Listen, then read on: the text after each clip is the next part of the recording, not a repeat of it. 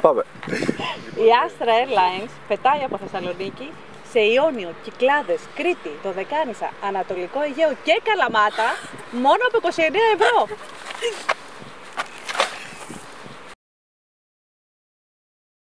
Πάμε.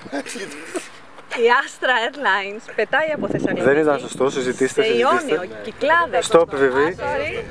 Κουβέντα μεταξύ σας και κάντε και λίγο κουβέντα. Μα έλα μωράκι μου, κι ας μην έχουμε λεφτά, θα πάμε κάμπινγκ.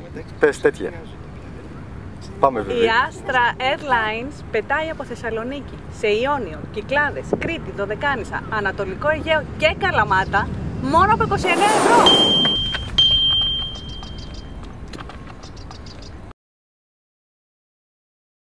Κοίταξε, ναι, νομίζω ότι...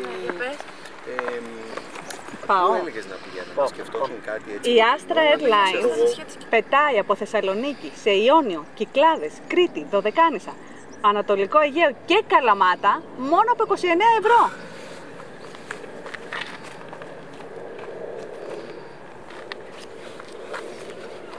Και η βαλίτσα κερασμένη.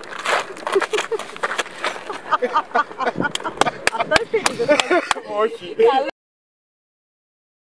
Airlines πετάει από Θεσσαλονίκη σε Ιόνιο, Κυκλάδες, Κρήτη, Δωδεκάνησα, Ανατολικό Αιγαίο και Καλαμάτα μόνο από 29 ευρώ. Και η βαλίτσα κερασμένη.